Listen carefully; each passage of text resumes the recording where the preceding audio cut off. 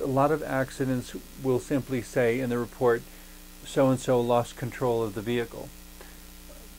That doesn't really tell us anything.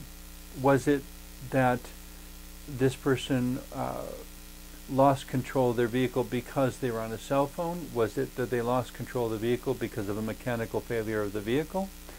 Or was it because they lost control of their vehicle because there was an unexpected object in their path that that drove them into reactions and coping mechanisms that are not advised, that are not good to combine with that speed?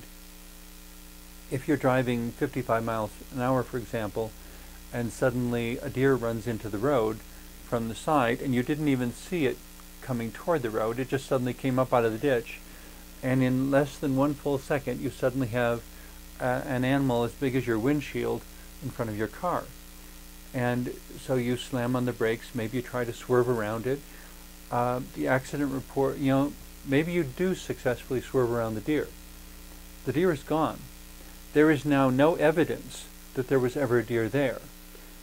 But your car is now in the ditch and you've had a wreck, and hopefully you're fine and you managed to survive it, but the car is a real mess. A police officer shows up and you have to look at the officer and with all the sincerity you can muster say, really, there was a deer in the road and I swerved around it. And I missed the deer, but I hit the ditch. And the officer, of course, will have to decide whether or not to trust you, and may ask, well, you're sure you weren't drinking anything? Because there's no deer here, and so I have no way of proving that there ever was a deer. You may have lost control because you were drinking too much alcohol, too much wine or beer. You may have lost control because you were on your cell phone. You may have lost control for a variety of reasons. The real reason, if anyone had been there to see it, was the deer, but the deer is gone. And so when we say what happened, in that situation, in that experience, what is true depends upon the perspective. The officer can only report, this person said this happened. I saw no evidence of a deer, but I wasn't there at the time of the accident, so it may or may not be true. I have no way of confirming or denying it. That's probably a more mature response. In many cases, not just police officers, but everyone, we have a tendency to jump and say, instead of saying what may or may not have happened, we say, I think this is what happened. We have no way of knowing the what.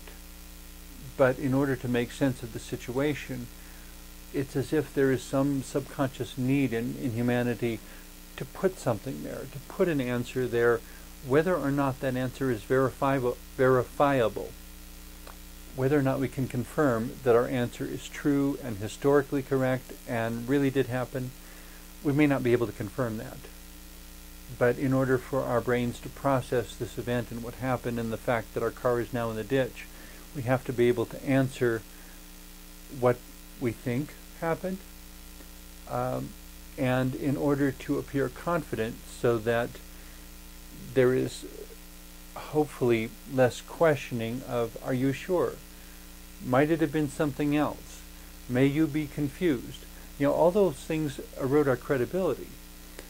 And yet, it's not that we have to protect our credibility. It's because those things erode our credibility that many people feel compelled to overcompensate and state with confidence something about which they could not possibly be confident. I know this is what happened. There's not really any way to know. In the case of the deer running in the road, yes, you saw a deer. Could you have hallucinated? I suppose you could have hallucinated. In a true hallucination, you wouldn't know the difference between what you saw and what was really there, because somehow your brain was projecting in your mind an image of something that somebody else who was sitting right next to you didn't see. It's only by having that comparison that humanity has ever been able to identify delusions at all. It becomes problematic, though, because the limitations of human perception don't always allow for the validation of what you might call paranormal experiences. One person may see a ghost, the other person doesn't. It doesn't mean the ghost wasn't there, but there's no way to confirm it. One person may have seen the deer, the other person may have been glancing down at their cell phone because they were a passenger in the car, and so they could talk on their cell phone even though the other person shouldn't be because they're driving.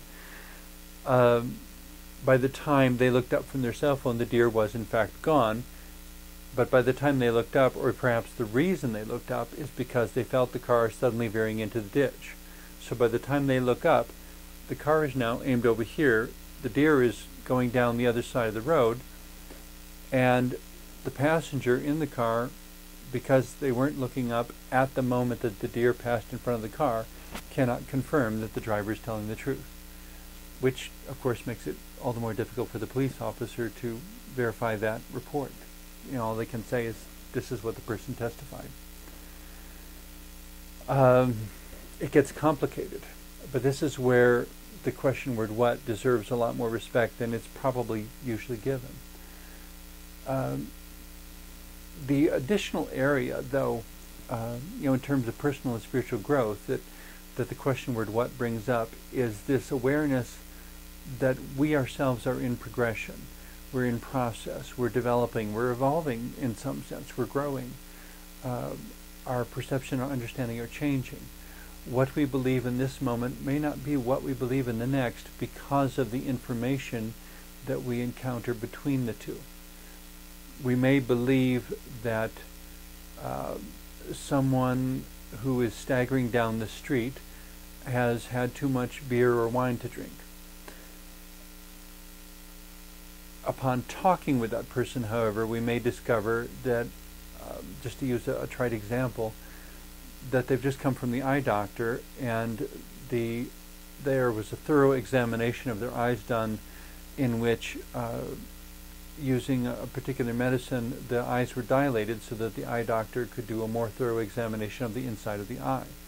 Problem with that, of course, is that it takes a while for the eye to return to normal, and during that time, perception and to some extent equilibrium is a bit off, and people may try to walk from here to there and stumble and weave because their eyes aren't working the same way that they usually work.